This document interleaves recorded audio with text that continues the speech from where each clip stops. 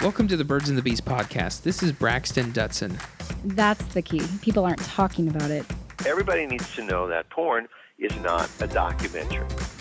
It's not like if we don't talk to kids about sex and sexuality, they're not going to hear about it. They're just not going to hear about it from us. They have tons of questions, they just don't know how to ask them. All you have to do is be one chapter ahead. You don't have to know everything. Just one chapter ahead of wherever your child is. I sat down with Paige Miller to ask questions about what's normal, changes you might experience, healthy sexual practices, what questions to ask your doctor, and many other issues that come up with pregnancy. Spoiler alert, everyone's experience is very similarly different. This is episode 3 of Birds and Bees podcast. If you have any questions or comments, please give us a call at 385-449-1818. Leave your voicemail. We would love to have questions that you ask or comments, and we'd love to hear what your thoughts are about the show.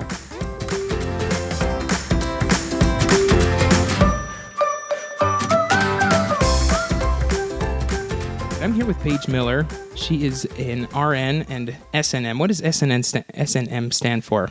Student nurse midwife. Student nurse midwife right now. She's currently creating a way for women to have correct, evidence-based information about sexuality in pregnancy. So tell us about this current project that you're doing, the Share with Women program, and what you hope to accomplish with it. Yeah, so as part of my doctoral project for our program, I've kind of teamed up with the American College of Nurse Midwives, and they have a Share with Women education campaign, and I realized that there was no information on sexuality in pregnancy. So I decided to team up with them to create a standardized patient handout. The nice thing about the Share with Women campaign is that it's available to women and providers. So I'm not only hoping to give women evidence-based information, but also kind of helping to remind providers that this is a topic they need to be discussing with their patients. Totally. I've asked a couple individuals through Facebook, as well as talking with other women who have been pregnant or are currently pregnant. That sounds like it's something that's really not talked about, even as they're talking to their practitioners. Yeah, well, it's a sensitive subject for both providers and patients. There are a lot of kind of background feelings on sexuality that people bring to the table, and it can be embarrassing. It can be, a sensitive subject, especially if there's a female and with a male provider, or even a female provider. That doesn't necessarily make it more comfortable. And so I really think providers need to take action to really speak up, but also, as a patient, it is something that you should be focusing on and feel comfortable asking questions about. Totally. So if you have, what I've understood is that a lot of women are having a hard time being comfortable asking questions about sexuality. What are some of the most common questions that you've run into or that you see as you've been doing your research? Yeah, well, I think a lot of women have, different fears or concerns about sexuality and pregnancy. So a lot of people are wondering if it's safe, what they can do to make it more comfortable, if it's going to cause any complications with the pregnancy, what they can expect as their body changes, how they can expect it to affect their sexuality. And so I think this is information that's really needed to not only support a healthy sexuality in the pregnancy, but also to support that couple as they undergo this big change in their life. Completely. And it's a huge change. Yeah. How do women receive information about sexuality and pregnancy right now?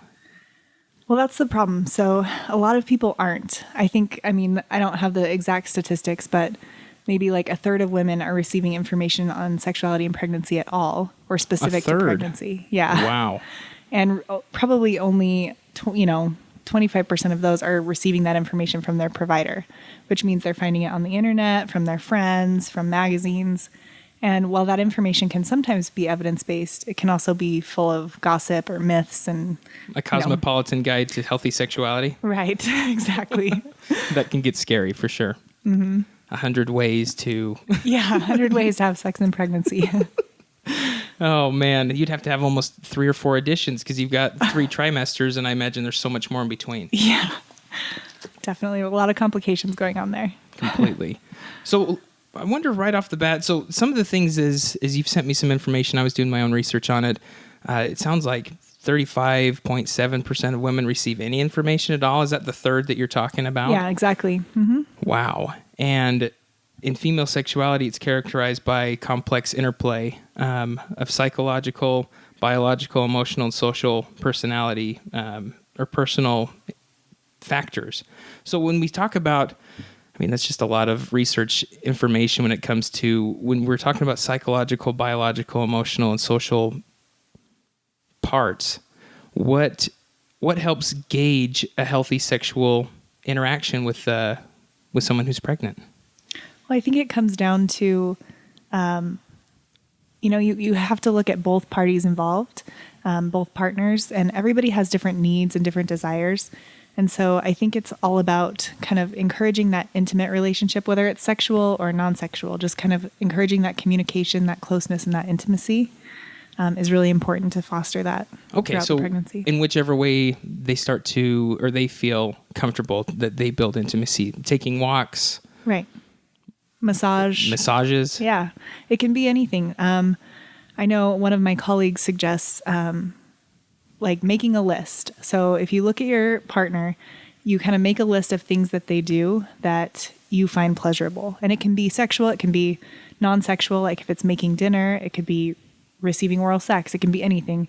And then you come together with that list and you eliminate things that both partners don't find pleasurable. So then you have this list of great things that both of you find pleasurable that are sexual and non-sexual. And you make a point of kind of incorporating them into your life.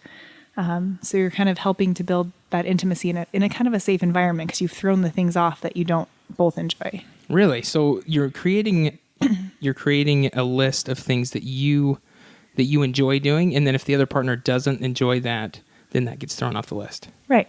And you can revisit that. I think that's a good starting point. Obviously, if there's something that you're really attached to that they're not as into, I think it's also kind of serves as a starting point of conversation. Like, oh, well, you're really into that? Oh, I didn't know that. That's interesting. Like, let's talk about it. Totally. So kind of at least just writing those things down or even putting them in like little Ziploc bags, you can kind of, pull them out for date night. I think it's a good conversation starter.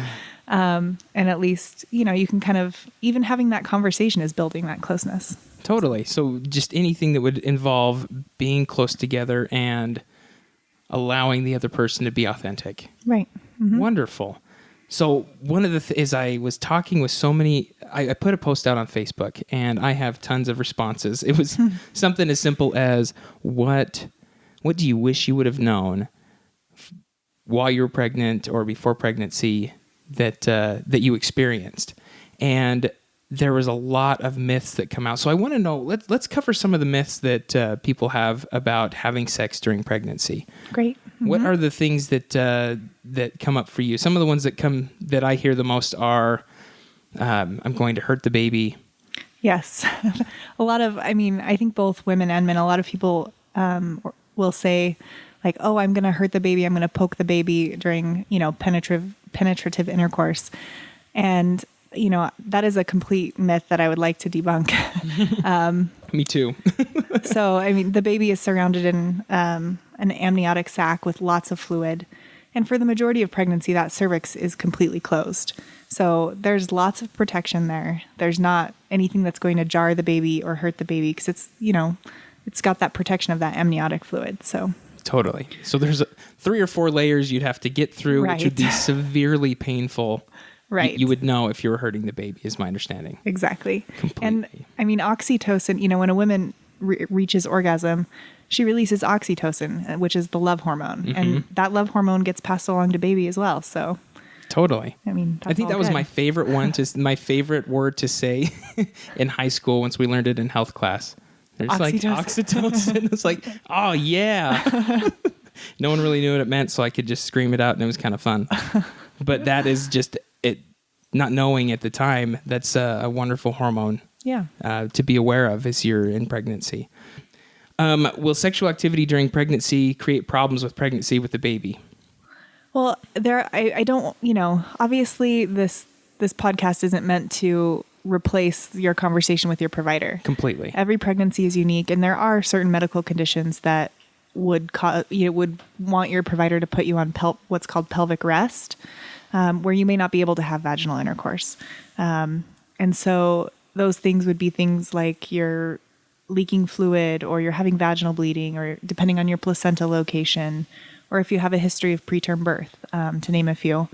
And so those are definite legitimate reasons, but your provider will have informed you to avoid those, sexual activity. And also, like I said, it's important. This is why it's important to talk to your provider about this, because during a routine prenatal visit, if you ask, hey, can I be having sex safely? They will let you know if you can't. Okay, so it's a case-by-case basis. Make sure you talk to your doctor about it. Right, but if you have a low-risk, healthy pregnancy, there is no contraindication to sexual intercourse. Wonderful. So. Infection and vaginal bleeding after penetrative intercourse. That seems to be a big fear for a lot of individuals. Is that true? Yeah. Does that happen? So vaginal intercourse in pregnancy, so the cervix does have a lot of blood flowing to that area from all the hormones, especially towards the third trimester. Mm-hmm. So that cervix can, with all of those blood vessels, can have a little bit of spotting after intercourse. That spotting is minimal and should only last for about 24 to 48 hours at most. If it's more like vaginal bleeding versus like spotting, mm-hmm. that would be concerning. But you can expect a little spotting after intercourse, and that would be normal. And as far as infection goes, I'll put my plug in here. We should always be worried about sexually transmitted infections, depending. Mm-hmm. So obviously you always want to be preventing those. But other than, having intercourse while you're pregnant doesn't put you more at risk for a vaginal infection more so than when you're not pregnant. Mm-hmm. There are some pH changes, but as long as you're practicing clean hygiene, washing sex toys, all of the things that you would normally do, then it wouldn't increase your risk for infection. Wonderful. Thank you for clarifying that. The other one that came up a lot was body changes after having the baby. So I hear a lot of, I'm really scared to have a baby because the baby's going to destroy my vagina and I'm not going to be tight. I can't have a fulfilling sex life afterwards. What is your response to that? I think I don't love hearing that. Me neither. Yeah. It's not my favorite. The body was made to have babies. The vagina, I like to call it a magical place. Those tissues were made to stretch and return. And, there are complications like tearing and things like that. But that doesn't mean that you're not going to be able to return to a normal, healthy, sexual, fulfilling life afterwards. That doesn't mean that it might not be a little bit different, but it could be better. So, and if you're having difficulty, that would be also a time to consult your doctor. There are specialists, if it's really painful afterwards or if there are significant changes. There are people out there that are trained in this that can help.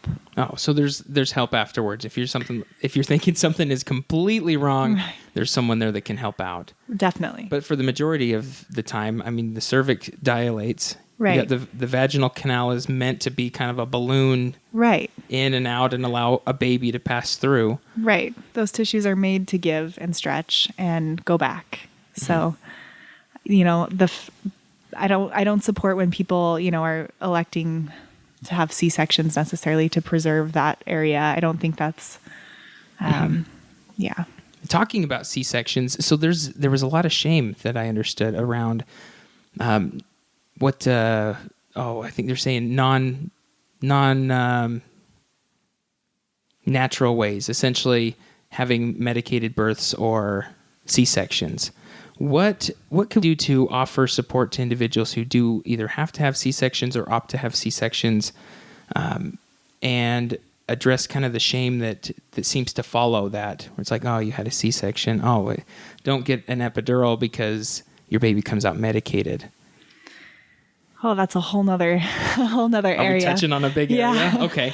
I think just, empowering birth in all forms, the goal is always a healthy mom and a healthy baby. And, birth is beautiful in whatever form it comes in. And so kind of recognizing that and also recognizing that end goal and what's important, I think is... And the end goal here is to have the baby. A healthy baby, a healthy baby. Mom, yeah. Mm-hmm. So any which way, which all three can come to that goal. Yeah, you can have a healthy baby in all three of those ways, and just know as long as you've got the healthy baby, you're fine. Yeah, and they can all be beautiful. And, I think women this kind of ties into the conversation on sexuality, because I think women have a tendency to compare themselves a lot to others, especially to other women. And, pregnancy, birth, reproduction is so variable. And so I don't think it's very fair to compare. I think you need to look at what you're doing and validate it. And I don't know. I think that's important in all aspects of reproduction. To look at what you're doing and validate, this is my experience. Right. Wonderful. So what can we expect during pregnancy? Like, what is universally common?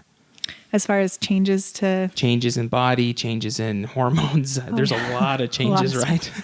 Well, I mean, things that we think of that can affect sexuality, in the first trimester, you go through that period. Some people have, severe nausea, vomiting. Some people don't have any.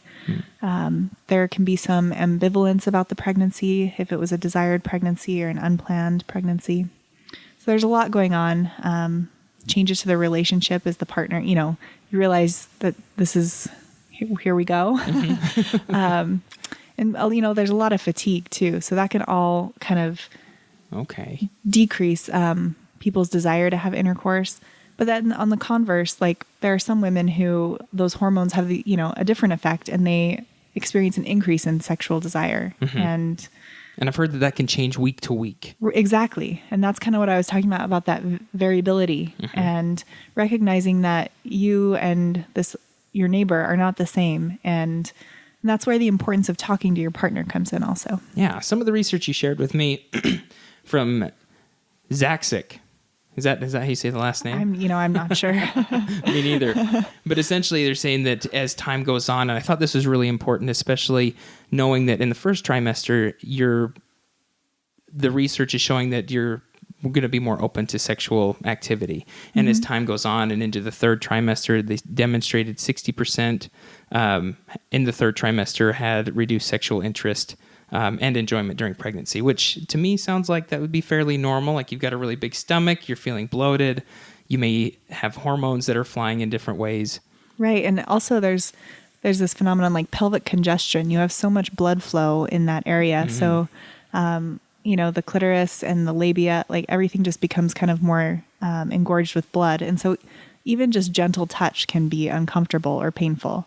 And so I think it's important to acknowledge that and kind of find ways to work around that. And do you think that might be why that, or at least a part in why there's orgasm decreased during the third trimester? Like, it's just so sensitive that it's not pleasurable. It's just overly sensitive. Yeah, that combined with the fact that I think people are having less intercourse. Yeah, definitely. Understood. So and the other piece was healthy sexual functioning in pregnancy can ease transition into parenthood with the partnership. Yeah. And I think that ties more into the communication factor, because if you're maintaining that intimate relationship with your partner and not letting those feelings of guilt or, I guess, guilt is primarily the one I'm thinking of, or resentment maybe about sexuality kind of interfere with your intimate relationship. You've had to talk and communicate through this whole pregnancy about that. And so the transition to parenthood and sexuality postpartum is a lot smoother. Can you tell us a little bit more about how that guilt might come about? Yeah, well, if one partner wants to have sex and the other doesn't, then, people sometimes have a sense of duty to fulfill their partner. And so then they're having intercourse when they don't want to, or then if they don't want to, they're feeling guilty about it. And so there are a lot of emotions. Sex is a very emotional, it's physical, but it's also very emotional, spiritual. And it's important to recognize that all of those emotions come in, and especially in pregnancy when all those hormones are coming in too. And so I think it's important that's where the talking about it again comes in again. Just being able to be very fluid in understanding. Right. Of your body, of yourself, and of your partner. This talking to partners who aren't pregnant. Being able to understand that it's going to ebb and flow. Right. And if you're not able to stay with it, we're not going to say, okay, well, you've got low libido during the pregnancy and you're going to experience congestion and this and this and this. So this is how our plan is for the next 9 months. It needs to be something along the lines of, this is how it is today. Right. This is how it is this week. Well, and that guilt can come from the other side too. Like, what if the pregnant woman has an increased desire, but the partner doesn't? It's not always. I think there's a common misconception that a pregnant woman will not want to have intercourse, and she's always kind of the one not wanting to do that. But it may be the opposite, and the partner may feel guilty. So I think it's important, like I said, to recognize that spectrum of what can be going on. Gotcha. So you covered a little bit about the first trimester, some experience nausea, fatigue, vomiting, breast tenderness, and depending on where you're at, your sexual desire. What about the second trimester? So the second trimester, people are usually kind of coming out of the nausea, vomiting, and the fatigue. They call it more the honeymoon period or honeymoon trimester. But like I said, that's again a stereotype, for most people, but that may not be everybody. And some people can still have a lot of persisting fatigue, depending. So I think there's still a lot of the breast tenderness, and you start to get that pelvic congestion like I was talking about. That's more in the third trimester. Okay. So maybe it's transitioning from second trimester, you're looking into Right. more pelvic congestion. How about in the third trimester, transitioning right into that? That pelvic congestion, obviously there's the limitation of that, your belly has grown quite a bit. So that can limit things and be uncomfortable. You have swelling in your hands, your feet. You're generally kind of tired. And so I think, it's important to recognize. So these physical changes, are normal and can be expected in pregnancy. And so I think kind of finding ways to work around them to maintain that intimate relationship should be the focus. It should be the focus. Being able to change to whatever it needs to be. Do you, is there something specific that you would recommend in each one of these trimesters to help build that relationship? I don't necessarily think trimester specific. Okay. I think, like I said, it's really comes down to the partnership and the individuals, and finding out, what are you comfortable with and what do you derive pleasure from? And I think understanding that in every trimester and recognizing that it changes and checking in, I think is important. And checking in with yourself, checking with your partner. Mm-hmm. Totally. So if you could tell the listeners that we have, what is that? Would that be the takeaway? What would you say that your takeaway for building a more intimate relationship with each other would be? Oh yeah, I think communication is the big takeaway for me, at least in doing all this research. I think it's really important to communicate and recognize that vaginal intercourse also is not always the end goal. I think for a lot of people, that has always been the end goal, so thus far in their relationship. And so I think kind of being creative and finding different ways to be intimate with each other that isn't intercourse, this can be a really fun time as you kind of explore that as a couple. You can massage, touch, oral intercourse. There are lots of ways to be intimate that don't involve the penetration, so which can be uncomfortable during pregnancy. I love that. Have fun. Yeah. Really which involves messing up, which involves exploring. I love the word explore when it comes to fun. Exactly. And go out and buy a new negligee to, accommodate your growing belly. That can be fun. Different things like that. I don't know. I think you can help kind of not only maintain that intimacy, but then you're growing and moving forward as a couple, which, like I said, eases that transition to the postpartum sexuality piece and the parenthood piece. Let's discuss the postpartum sexuality and intimacy. The one thing I hear the most is there's this magical 6-week window of all right, no penetrative sex. Let's just give it a rest. But then it's off to the races after 6 weeks. Yeah, I really don't know where that came from. That magical 6-week number. I don't either. I don't know research. I haven't heard anyone say it other than that one gets passed around like it's no one's business. I know. I mean, I guess it coincides with your 6-week postpartum visit, which is maybe that's why, is because that's when you see your doctor for the first time after birth usually. Oh, the doctor gives the go ahead. Yeah. Understood. Which to me is, because the doctor knows after seeing you for 20 minutes whether or not you're ready to have sex. No. So, I definitely think they're, again, a huge spectrum. You know, some people are ready to have intercourse at 3 weeks postpartum. Some people aren't ready until 10 weeks postpartum. As far as like safety is concerned, you know, we want to make sure that your bleeding has stopped, because that tells us that that placenta location has kind of healed over and reduces your risk of infection.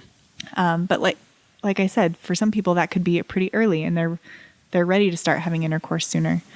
And I think physically ready to start having. I mean, mentally, emotionally, there's both. Some people are all three ready at 3 or 4 weeks postpartum.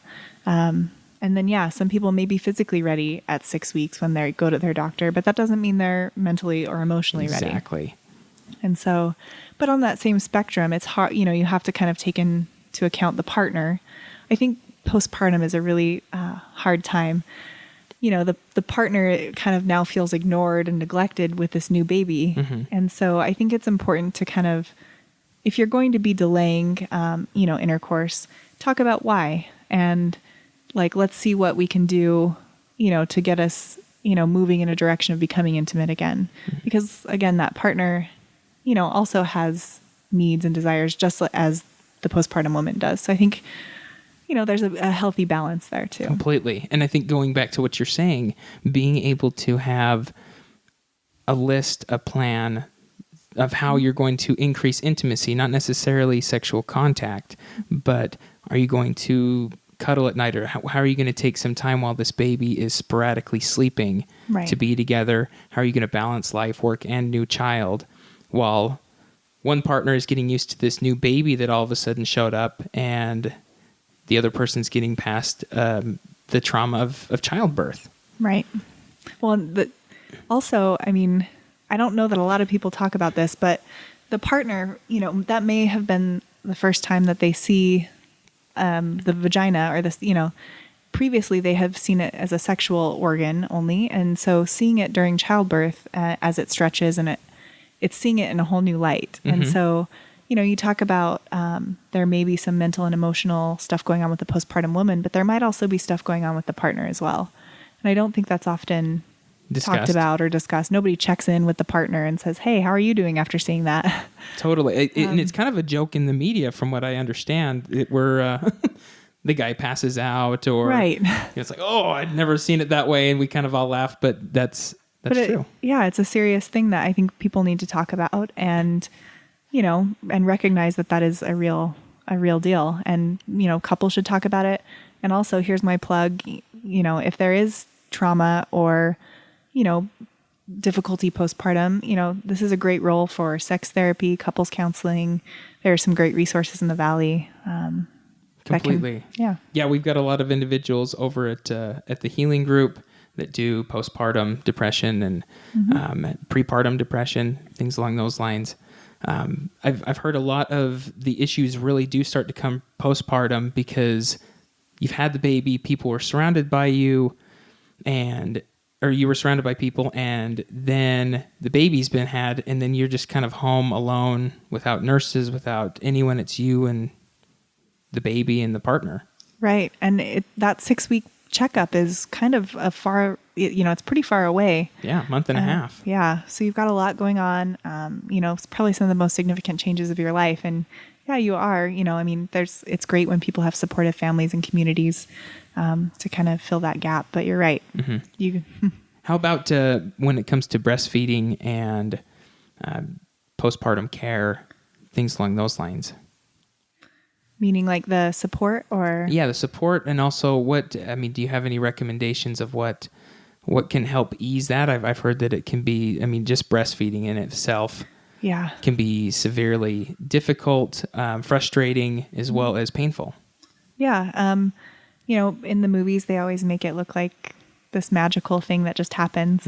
But breastfeeding does take some work. You know, you're learning, baby's learning. And so there are great resources here in Salt Lake as far as lactation consultants. The lactation station in Holiday is wonderful. What is it that they do?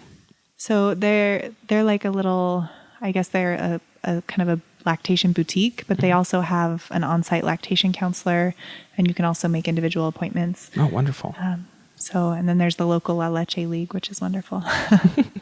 Nice. And then just on the psychological side, bringing in, again, prepartum depression. So actually that came up a lot in some of the questions I was asking individuals, is that they said they wish they would have known that when you're pregnant, you may not enjoy it, but at the same time, you might actually start to feel depressed or angry or really not feeling attached to the baby, and that can be completely normal as well. Yeah. I mean, I think, there's a lot of different responses, especially, like I was talking about, if the pregnancy was planned, unplanned, there can be a lot of ambivalence, or I think the media doesn't do us a great service because you always see these glowing women, and there's this kind of portrayal of pregnancy as this great happy time and you're glowing, and that may not be the case for everybody. And so then, it's harder for them to reconcile that with what they're seeing. And so again, I think recognizing that there's that spectrum and recognizing where you're at and being able to seek the appropriate resources for where you're at is really important. Completely. So if you do start to find yourself feeling depressed, anxious, not falling in line with what you would like, that is a very appropriate time to seek out counseling. Definitely. Because you need to be able to work through that, or as well as partners. You are going to be experiencing just as much change in a different manner, but being able to talk about that, to explore what your reaction is, all that is very appropriate and needed. You don't have to go through it alone. So what are some ways that we could make sex more comfortable during pregnancy? Yeah, I have lots of suggestions here. So the hormonal changes can cause changes to your lubrication during pregnancy. So I always recommend using a good water-based lubricant. Whether it's, have you heard of that Good Clean Love? I love Good Clean Love.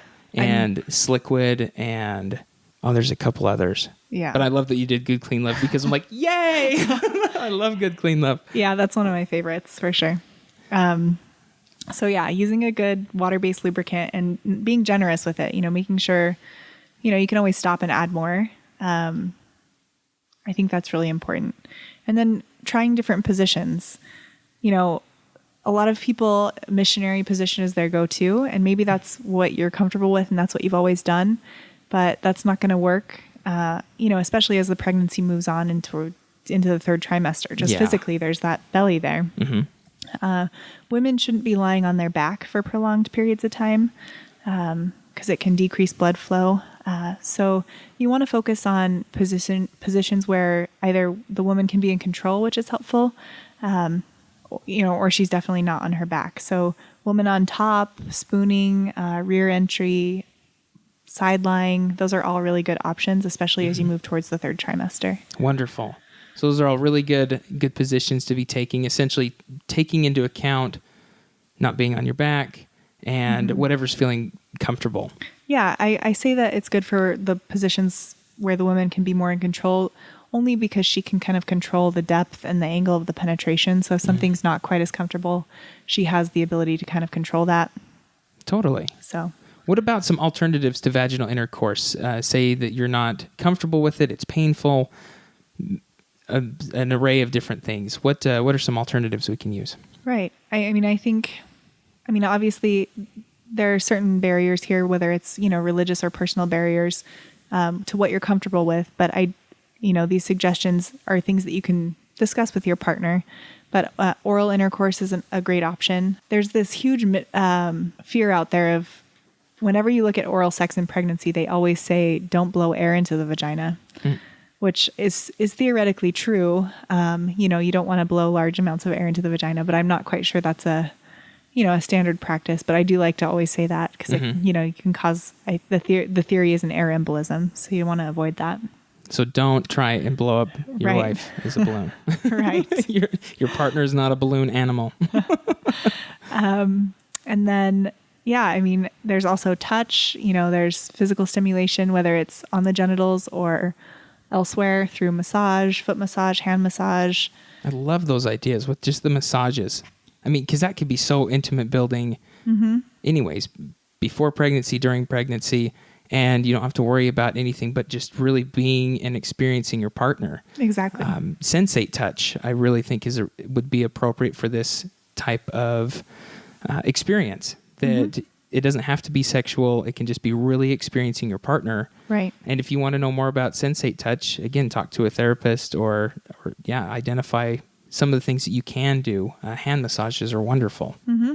And they can be, like I said, I think we need to reframe the end goal as always being that orgasm or the vaginal intercourse. Like a good massage can be enough for that night, and it can make you feel intimate with your partner just as much as intercourse can. Mm-hmm. So I think taking the pressure off that end goal is healthy. Yeah. And just as much as if you create pressure to have orgasm, it can detract or derail you from actually having orgasm because you're so focused on having an orgasm, really having a hard time with that, which creates stress, which creates a really frustrating situation. And when you go in without expectations to reach a certain place, but really just to be with each other and to build that intimacy, you can reach that goal. It's a very broad goal and you can have that. Exactly. One of the questions that came up a lot from partners as I was asking different questions, and one thing that I want to know more is how can partners best support the pregnant individual? Oh, wow. I think listening. I think listening and be willing to adapt, I think is probably the most important thing. Be willing to adapt and listen. Yeah. Okay. I think that's important. And again, I think it's a two-way street. So, I think people get too stuck in what they're, having that flexibility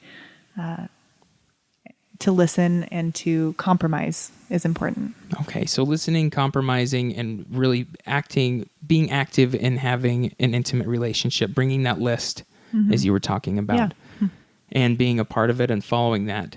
I would discourage looking up Google. I have a lot of individuals come see me and they're like, okay, this is how we identify our sex life. We have to have sex 2 to 3 times a week because Google told us so. Yeah. And I think it would be easy to fall into that of like, my wife's pregnant. How much sex should we be having? Or what should I do as a partner to help my wife? And again, we're moving into a Cosmopolitan or definitely magazine. What should I do? And every person's situation is 100% different. Yeah, I think you need to look at yourself and say, am I satisfied currently in this intimate relationship? And if both of you say yes, then whether you're having sex, once a week or once a month, it doesn't really matter because you're both at a good place and you're both satisfied. So I think, where the problem arises is when you start to get those differentials where you're starting to feel that guilt, that resentment. And that's something that you need to, that's where that adaptability and that compromise comes in.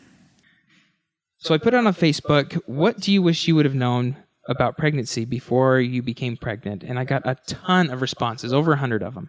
And I decided to take all that and kind of do my own little research that's not empirically based. But I got a lot of similar reactions from moms that wrote in.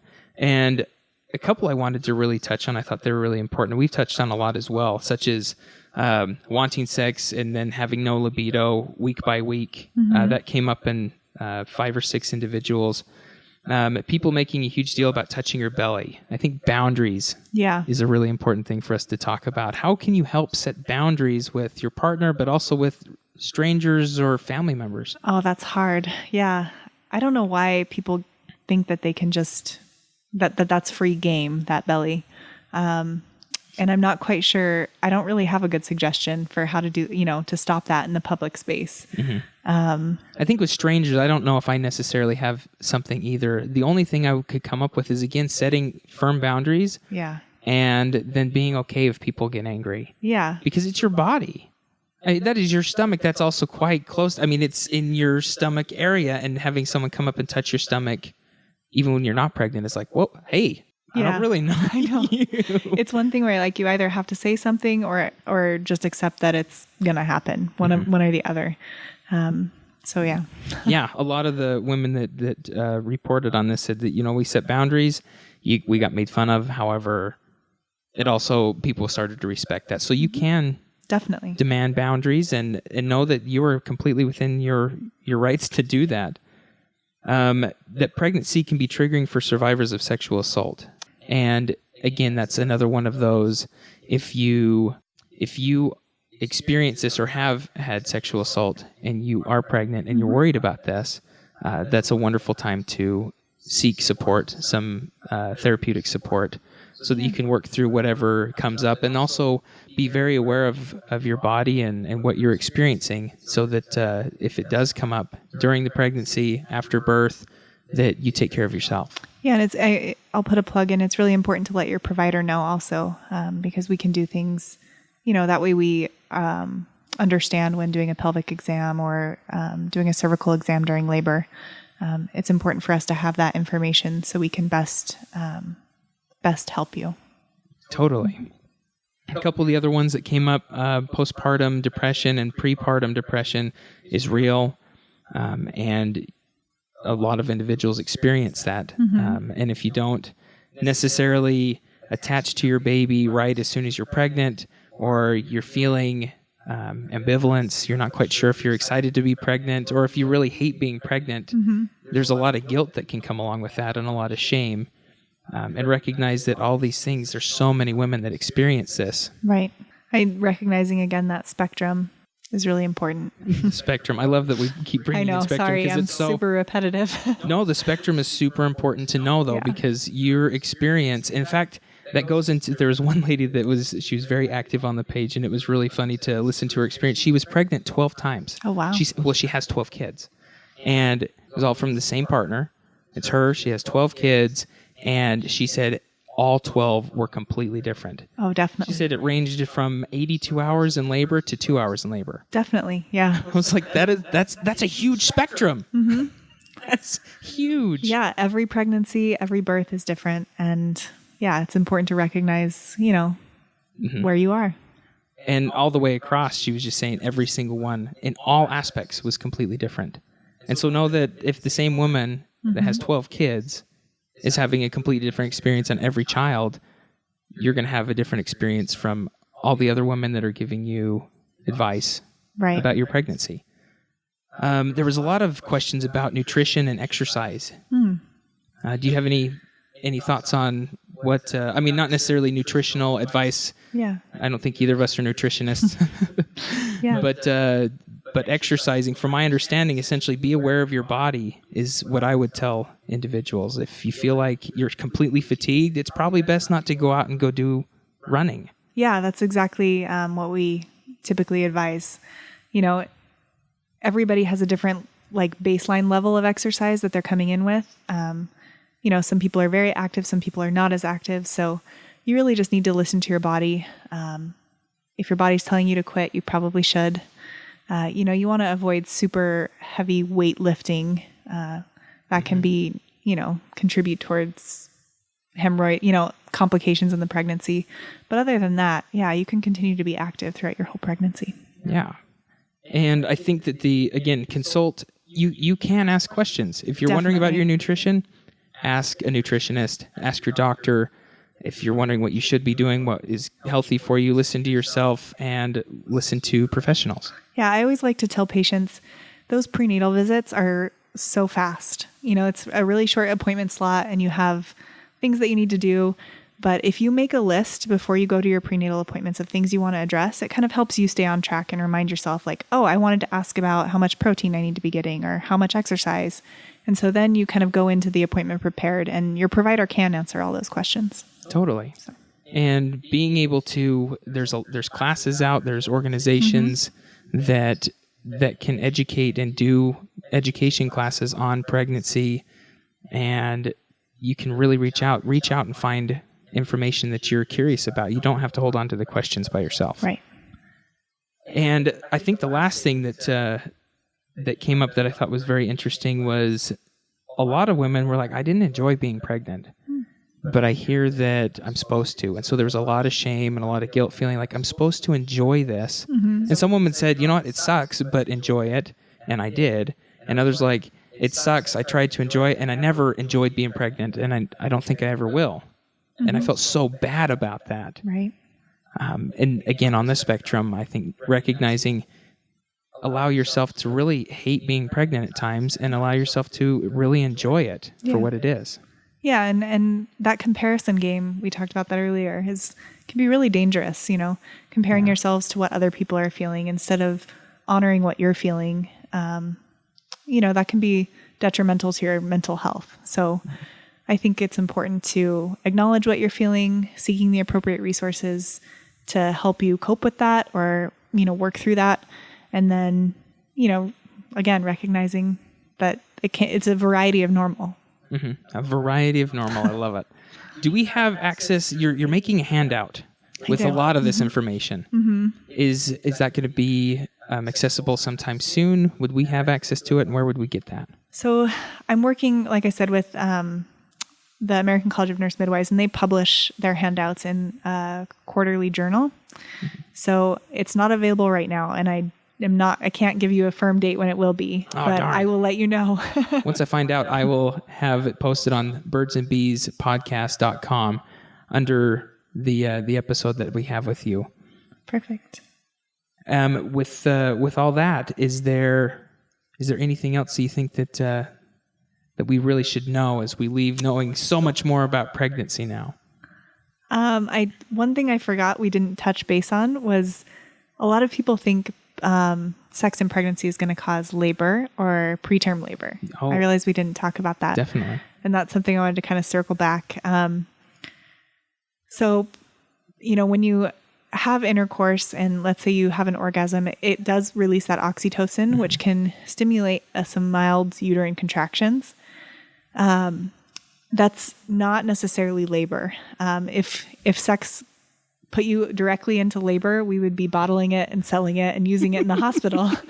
So I think it's important to recognize if you do have those risk factors for preterm labor, again, talk to your doctor, but having sex in your third trimester is not going to send you into labor. So that's really good to know.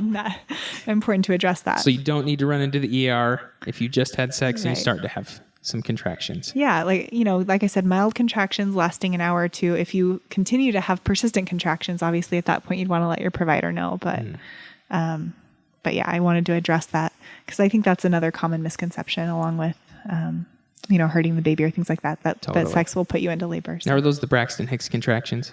Yeah, they can be. Yeah.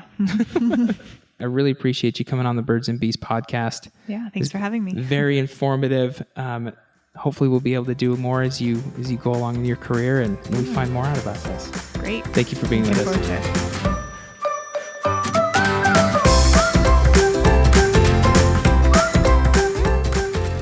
This has been another episode of the Birds and Bees podcast.